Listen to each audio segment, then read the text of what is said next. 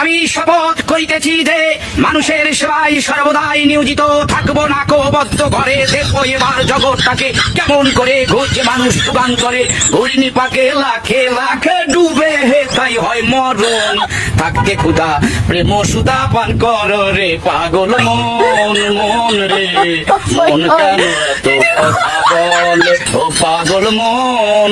মন রে মন কেন এত কথা বলো না বলো ও গো বন্ধু।